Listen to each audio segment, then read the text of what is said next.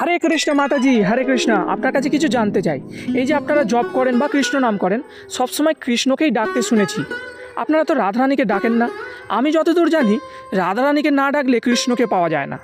তাহলে এই বিষয়টা আমাকে একটু বুঝিয়ে দিন। রাধারানীকে কেন ডাকেন না, কৃষ্ণকে শুধু কেন ডাকেন? আপনি যেই প্রশ্নটি করলেন সেটি সম্পূর্ণ ভুল। আমরা সর্বপ্রথমে রাধারানীকেই ডাকি। হরে কৃষ্ণ, হরে মানে হচ্ছে রাধারানী। শাস্ত্রে উল্লেখ করা হয়েছে ভগবানের আহ্লাদিনী শক্তি হলেন শ্রীমতী রাধারানী। রাধারানীর একটি নাম হলো হরা, হরা সম্বোধনে হরে। তো আমরা রাধারানীকেই বেশিবার ডাকি। হরে কৃষ্ণা এইভাবে গুণে দেখুন, আমরা রাধারানীকে 8 বার, শ্রীকৃষ্ণকে 4 বার এবং রামকে 4 বার উচ্চারণ করি। আপনার প্রশ্নটা ভুল হলো কি না, আমরা কৃষ্ণের তুলনায় রাধারানীকেই বেশি ডাকি। আচ্ছা, আপনি তো হরেটা কে বলে দিলেন, সেটা রাধারানী, কিন্তু হরি আর হর কে? হরে হচ্ছে শ্রীমতী রাধারানী, হরি হচ্ছে ভগবান শ্রীকৃষ্ণ এবং হর হচ্ছে হর হর মহাদেব। তিনটি কথা শুনতে একই লাগলে তিনজন কিন্তু আলাদা।